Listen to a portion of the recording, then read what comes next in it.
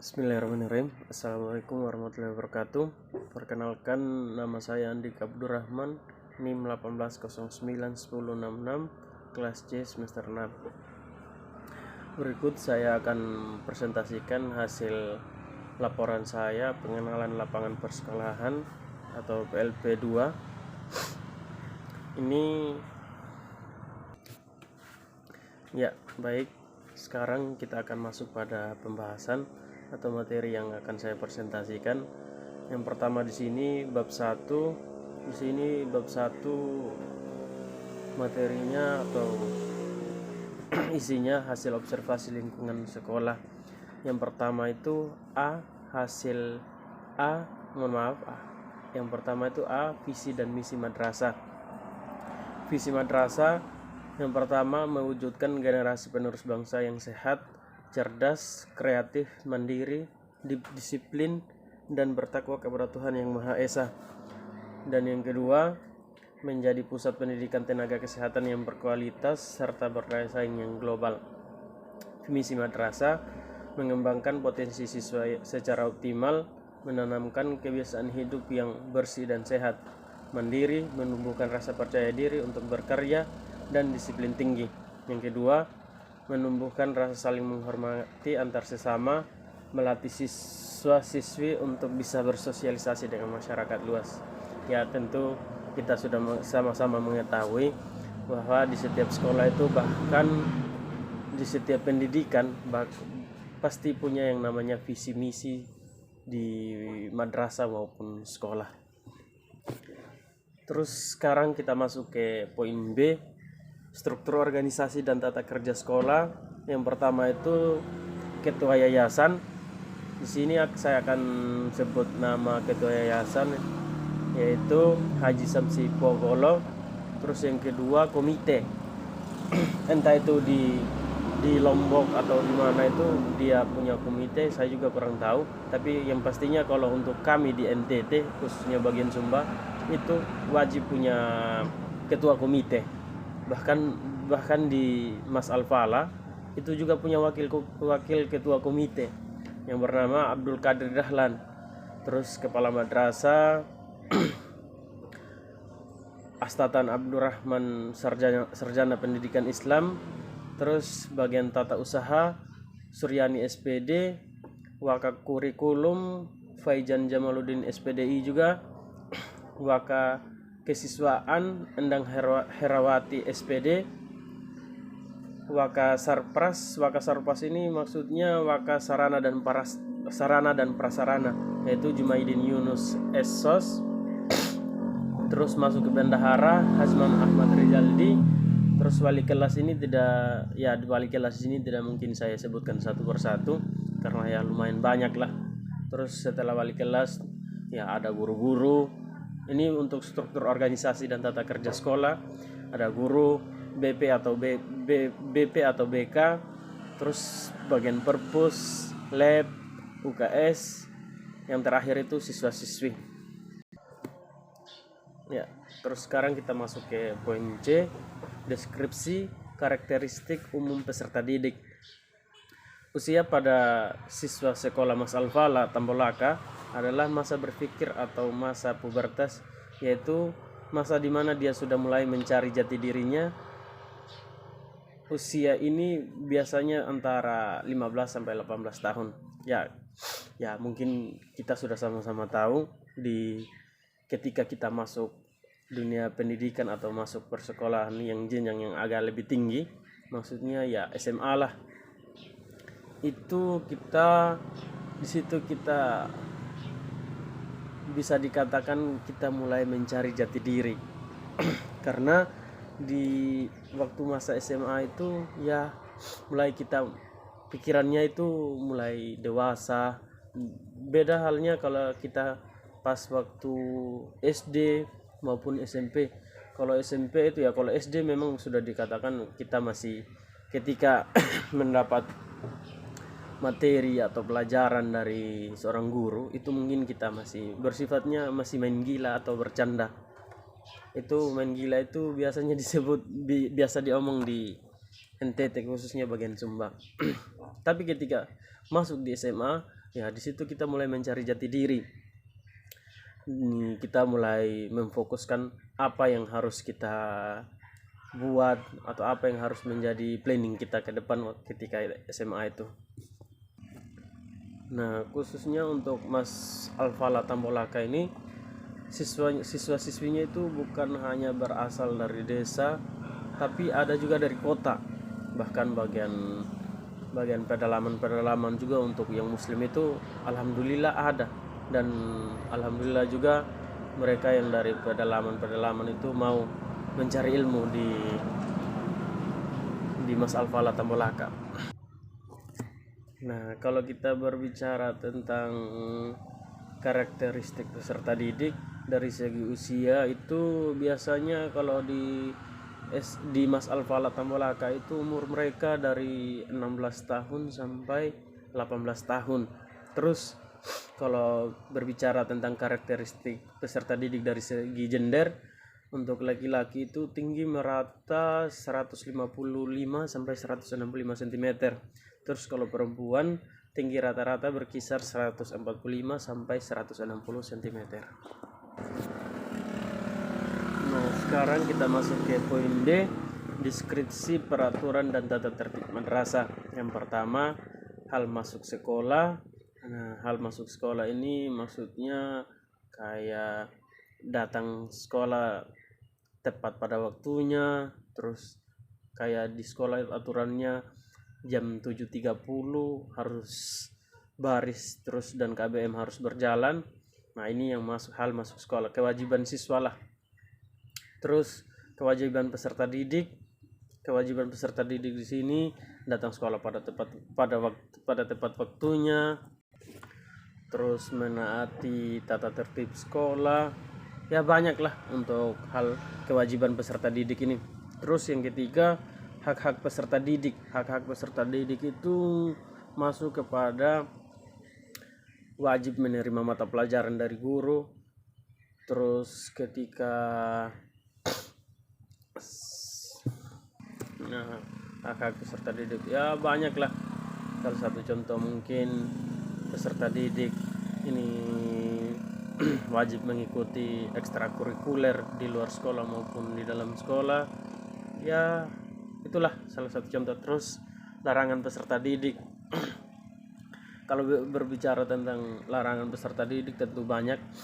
Salah satu contoh karena di sini sudah tanda kutip peserta didik, berarti yang berbau negatif itu atau kayak misalnya rokok di sekolah, ya dimanapun ya tidak boleh, karena yang dinamakan peserta didik itu lagi dalam apa ya, maksudnya ya bisa dikatakan itu yang patut dicontohi dengan daripada anak-anak yang tidak berpendidikan, maksudnya seperti itu.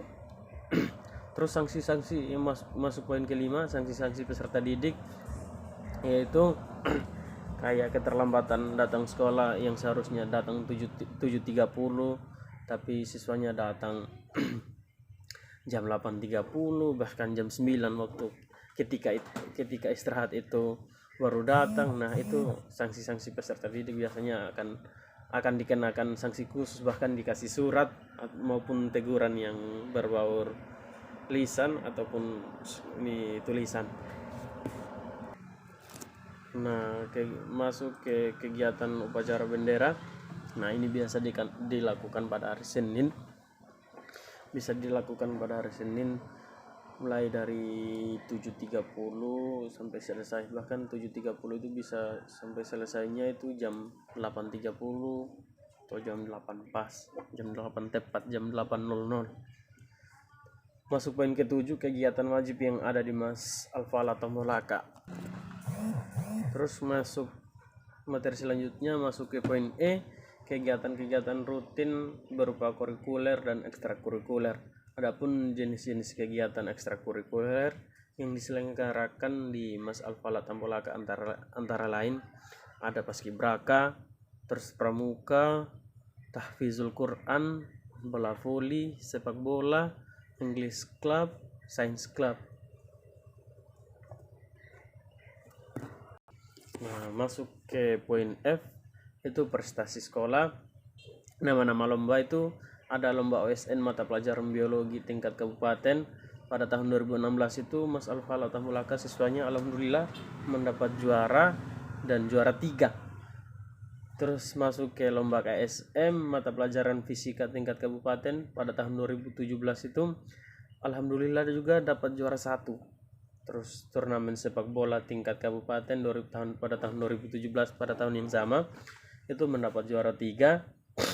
Terus lomba selanjutnya lomba pidato 4 pilar wawasan kebangsaan pada tahun 2018 itu juga dapat juara 2. Terus masuk pada lomba yang selanjutnya lomba musabaqah tilawatil Quran cabang Syahril Quran tingkat kabupaten pada tahun 2019 sebelum corona kemarin. Sebelum wabah corona itu melanda itu mendapat juara 1. Ya, mohon maaf untuk prestasi sekolah mungkin sangat minim sekali dikarenakan sekolah yang tempat saya PLP ini itu sekolah baru dibangun pada tahun 2018 kalau tidak salah.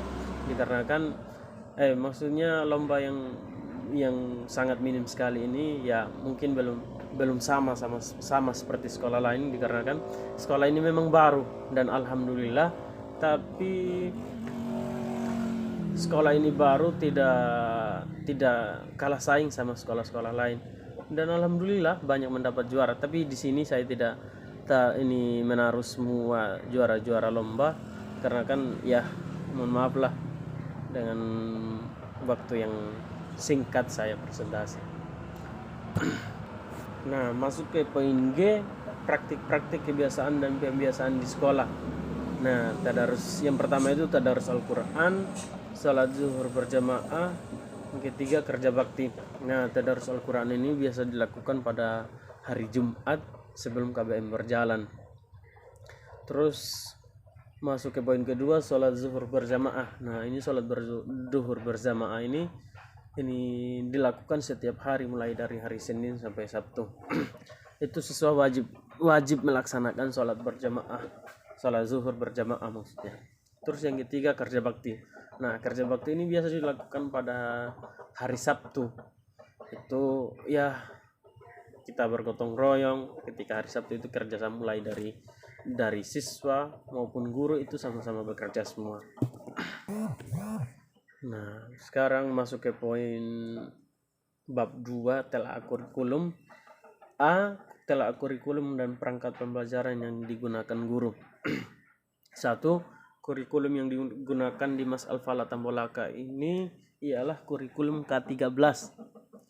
2. Perangkat pembelajaran yang digunakan guru. Yang pertama itu silabus, kedua itu RPP, yang ketiga Prota, yang keempat Promes, yang kelima buku absen, keenam buku jurnal, ada buku penilaian, bundel portofolio, bank sosial, dan media. Nah, sekarang masuk ke poin B dari bab 2 tadi, telaah strategi pembelajaran yang digunakan oleh guru. Yang pertama itu metode tugas atau resistasi. Siswa diberi tugas. Nah, ini metode tugas atau resistasi ini biasanya guru memberi tugas kepada siswa untuk menggali kemampuan dan pemahaman siswa akan tugas yang diberikan. Terus yang kedua metode latihan. Metode latihan ini siswa diajarkan untuk melatih kemampuan yang ada pada diri siswa itu agar lebih mengasah kemampuan yang dimilikinya. Maksudnya seperti itu untuk metode latihan. Terus yang ketiga ini metode pembelajaran. Yang pertama tatap muka, terus kedua timbal balik. Nah, metode pembelajaran kemarin alhamdulillah saya tatap muka, tidak ada yang online. Tapi saat sekarang ketika saya selesai PLP itu sekarang karena virusnya makin parah, makanya untuk Mas Alfala itu menggunakan belajar online. Tapi waktu saya PLP itu sama sekali tidak menggunakan belajarnya itu tidak berbasis online. Terus yang keempat media pembelajaran. di sekolah Mas Alfala juga sudah ada buku cetak dan LKS. Nah, masuk ke poin D. Mohon maaf. Masuk ke poin C itu telah sistem dan perangkat evaluasi yang digunakan guru. Yang pertama, perangkat evaluasi yang digunakan guru, ada penilaian sikap, spiritual, praktik, penugasan, kehadiran, keaktifan. Dan masuk ke poin D itu telah manfaat yang digunakan guru dalam pembelajaran. Mas Alfala Tambolaka, semua guru telah menggunakan teknologi informasi dan komunikasi dengan baik. Di setiap jam pembelajaran, teknologi yang digunakan LCD, komputer, laptop, dan HP. Semua itu digunakan pada saat jam belajar online dan pada saat ujian akhir semester kenaikan kelas. Di sekolah Mas Alfala Tambolaka menggunakan ujian berbasis Android, yang dimana setiap kelas ditunjuk menjadi prokton untuk menyusun soal-soal yang diberikan oleh guru mapel. Nah, di sini yang telah pemanfaatan TIK yang digunakan guru dalam pembelajaran itu memang menggunakan LCD, komputer, laptop, dan HP. Tapi itu ketika pembelajarannya itu berbasis online. Nah, itu diwajibkan ya sekolah di rumah lah, maksudnya seperti itu. Terus kemarin ketika ujian akhir semester itu, ya tidak tahu kalau di sekolah-sekolah lain, tapi ketika di Mas Alfala Tambolaka itu ketika ujian akhir semester dia menggunakan berbasis Android. Jadi di situ alhamdulillah juga saya ditunjuk menjadi prokton. Tugas prokton itu ya seperti biasa menerima soal-soal. Jadi kalau tahun sebelum ketika saya sekolah itu mungkin dari bagian TU mungkin kalau tidak salah itu yang meminta soal-soal di setiap guru mata pelajaran. Tapi sekarang beda, mungkin karena zaman makin modern ya, jadi agak berubah lah, agak beda lah dari zaman sebelumnya. Sekarang itu di setiap kelas itu ditunjuk satu menjadi prokton. Nah, tugas prokton ini meminta semua atau mengetik kembali soal-soal yang diberikan oleh guru mata pelajaran ada aplikasinya, apa nama aplikasi, mohon maaf saya lupa. Tapi itulah tugas prokton, ditunjuk ini untuk meminta soal-soal untuk menyusun soal lah, mulai dari pada setiap guru mata pelajaran. Dan alhamdulillah saya kemarin itu ditunjuk menjadi prokton, dan alhamdulillah lah saya dipercaya untuk menjadi prokton.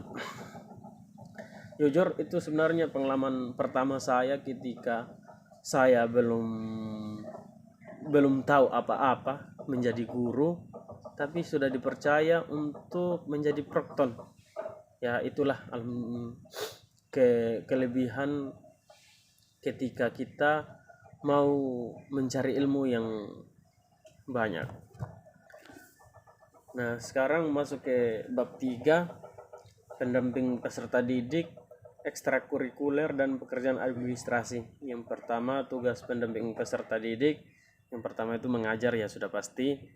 Terus kedua, menyusun program pembelajaran. Nah, menyusun program pembelajaran ini itu kayak RPP, silabus, prota, promes. Nah, itulah tugas pendamping peserta didik. Terus yang ketiga, melaksanakan program pembelajaran. Nah, ketika kita sudah membuat silabus, RPP, nah sekarang setelah itu waktunya kita praktek. Terus yang keempat, melakukan evaluasi pembelajaran. Nah, ketika kita sudah memberikan materi kepada siswa, di situ kita melakukan evaluasi, cari tahu siapa siswa yang belum aktif atau yang memang masa bodoh akan pelajaran yang diberikan. Nah, itu kita sebagai guru wajib melakukan evaluasi, di mana kurangnya kita ketika jam belajar itu berlangsung. Nah, kita harus evaluasi diri juga. Nah, masuk ke poin selanjutnya, pekerjaan administrasi guru. Tugas administrasi guru sebagai berikut. Yang pertama itu menyusun program pembelajaran yang meliputi yang pertama kalender pendidikan, kedua membuat rincian pekan efektif, yang ketiga menyusun program tahunan, yang keempat menyusun program semester, yang kelima itu menyusun silabus atau menyusun RPP. Terus masuk ke poin kedua, melaksanakan program pembelajaran dengan dilengkapi administrasi sebagai berikut. Yang pertama itu daftar hadir siswa, analisis kehadiran siswa, jurnal kelas, jurnal pembelajaran, catatan khusus dalam proses pembelajaran. Nah, masuk ke poin ketiga, melaksanakan evaluasi pembelajaran meliputi yang pertama itu menyusun program pelaksanaan evaluasi, yang kedua menyusun perangkat evaluasi, yang ketiga melaksanakan evaluasi sesuai dengan kompetensi yang dipersyaratkan, yang keempat itu daftar nilai tiap siswa dan kompetensi melaksanakan analisa hasil evaluasi, yang kelima menyusun perangkat analisa evaluasi, yang keenam melaksanakan analisa hasil evaluasi antara lain validasi soal dan ketuntasan siswa belajar. Terus masuk ke poin keempat, menyusun dan melaksanakan program perbaikan. Yang pertama itu menyusun program perbaikan, yang kedua melaksanakan perbaikan yang meliputi remedial teaching dan remedial test, yang ketiga itu melaksanakan pengayaan bagi siswa yang istimewa atau kemampuan tinggi, yang keempat itu daftar nilai hasil perbaikan, remedial dan pengayaan. Nah, masuk ke bab 4, perangkat pembelajaran layanan BK yang digunakan guru atau media pembelajaran atau administrasi pendidikan yang digunakan oleh guru. Pertama, kurikulum yang digunakan guru di sekolah Mas Alfala Tambolaka sekarang ialah kurikulum yang baru, yaitu kurikulum 13 atau K13, dan inilah beberapa urutan perangkat pembelajaran. Yang pertama itu kalender pendidikan. Dalam kalender pendidikan membuat tanggal penilaian tengah semester, penilaian akhir semester maupun ujian nasional. Terus program tahunan yang digunakan guru di Mas Alfala Tambolaka ialah berisi materi pokok, kompetensi dasar, dan alokasi waktu yang digunakan pada setiap mata pelajaran. Terus masuk ke program semester. Program semester yang dipakai guru di Mas Alfala Tambolaka terdiri dari materi pokok, kompetensi dasar, alokasi waktu atau jumlah jam, yang terakhir serta bulanan dan harian. Masuk ke poin selanjutnya, silabus. Komponen silabus antara lain kompetensi inti atau standar kompetensi dasar, indikator, pencapaian kompetensi, materi pelajaran, alokasi waktu, penilaian, dan sumber belajar yang digunakan. Masuk ke RPP. Kalau RPP ini ya wajib bagi setiap guru ketika mulai mengajar, itu diperintahkan dari kepala madrasah atau kepala sekolah agar membuat RPP. Nah, masuk ke bab 5, jurnal refleksi pembelajaran. Nama sekolah Mas Alfala Tambolaka, mata pelajaran PJOK, nama dosen Siti Nur Hidayati, atau nama dosen ini dosen pembimbing saya Siti Nur Hidayati MPD. Waktu ketika saya mengajar itu tinggal kelas 10 sama kelas 11 saja. Kelas 12 nya karena sudah selesai, makanya cuma 2 kelas yang saya mengajar. Terus hari tanggal Senin 13 Juli 2021 pertemuan pertama. Masuk ke kompetensi dasar. Nah, materi saya itu yang pertama mempraktikkan hasil analisis keterampilan teknik dasar bola voli, dan yang kedua itu teknik dasar permainan bulu tangkis, jenis kegiatan yang telah berlangsung yang telah dilaksanakan peserta didik. Masuk ke poin pertama, konsep teknik dasar permainan bola voli. Nah, ini untuk konsep teknik dasar permainan bola voli ini saya ajarkan kepada kelas 10 IPA maupun IPS. Oh iya, mohon maaf sekali saya lupa kasih tahu, untuk di Mas Alfa Tampelaka itu jurusannya cuma 2, IPA sama IPS. Nah, untuk teknik dasar bola voli ini saya ajarkan kepada kelas 10 kemarin. Yang pertama itu servis, yang kedua passing, yang ketiga smash, yang keempat block. Itu untuk teknik dasar bola voli. Terus masuk ke poin kedua, konsep teknik dasar permainan bulu tangkis. Yang pertama itu memegang raket, kedua sikap atau posisi tubuh, ketiga gerakan kaki, yang keempat servis, kelima smash, keenam drop shoot, yang ketujuh clear atau lob, ke-8 itu netting, ke-9 itu overhead, ke-10 itu drive. Nah, masuk ke poin ketiga, ini kejadian-kejadian penting selama kegiatan pembelajaran. Dalam mempraktikkan, siswa sangat antusias mendengarkan arahan yang dikasih dan siswa juga sudah bisa melakukan praktik teknik dasar bola voli maupun bulu tangkis, walaupun tidak semua siswa bisa. Nah, alhamdulillah kemarin ketika saya mengajar, mulai dari pemberian materi terus masuk ke praktek, alhamdulillah itu siswanya sangat antusias sekali ketika saya mengajarkan materi teknik dasar bola voli maupun teknik dasar bulu tangkis. Ya, saya sangat direspon, dikarenakan mungkin selama saya belum melakukan pengenalan lapangan persekolahan itu atau PLP 2, itu siswanya ketika jam mata pelajaran PJOK itu hanya tahu, karena memang belum ada guru kemarin. Memang awalnya gurunya sudah ada, tapi gurunya hanya mengajarkan mungkin hanya 2 bulan atau 3 bulan kalau tidak salah. Setelah itu dia langsung kabur.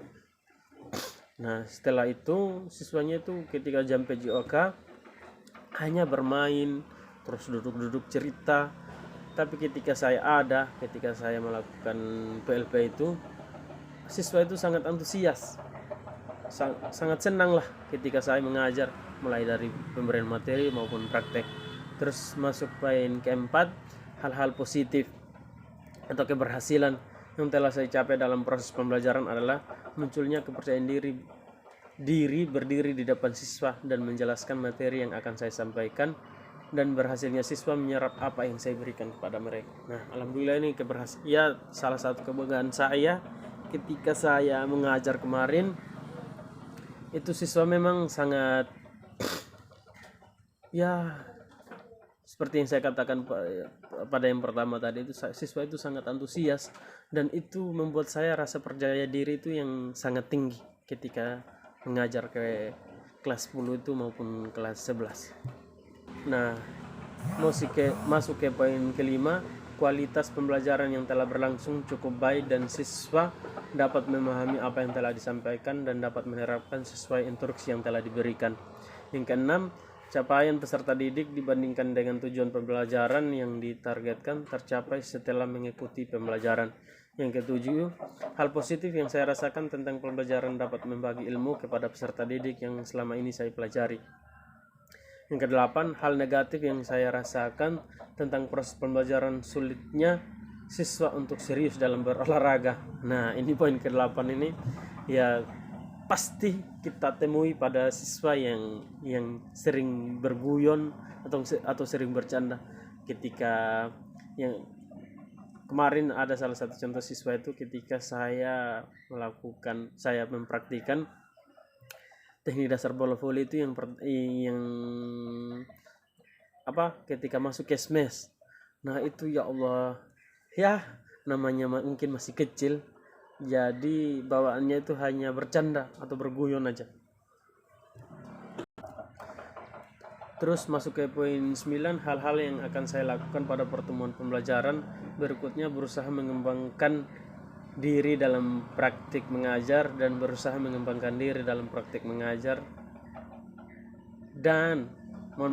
hal-hal yang akan saya lakukan pada pertemuan pembelajaran berikutnya: berusaha mengembangkan diri dalam praktik mengajar dan mengoptimalkan saat situasi dalam lapangan agar lebih kondisif dan teratur. Nah, ini cerminan buat saya atau evaluasi untuk saya lah. Terus yang ke-10, kesimpulan yang saya peroleh dari refleksi ini, masih perlu banyak belajar lagi dan berusaha memberikan kemampuan mengajar lebih baik dari sebelumnya. Nah, insya Allah ketika saya sudah selesai, ketika saya masuk mengajar, insya Allah ini ketika saya turun PLP itu, ini akan menjadi bahan evaluasi saya, apa yang menjadi kekurangan saya ketika mengajar. Nah, tidak terasa ternyata sudah masuk ke lampiran ya, adalah foto-foto ketika memberikan materi dalam kelas, ketika memberikan praktik di luar lapangan, ada kegiatan waktu ketika imtak, dan ada kegiatan juga waktu penarikan. Ya, mungkin untuk presentasi saya cukup sampai di sini saja. Mohon maaf sekali apabila ada kekurangan, itu datangnya dari saya. Apabila ada kebenaran, itu datangnya dari Allah Subhanahu wa taala. Ya, sekian. Assalamualaikum warahmatullahi wabarakatuh.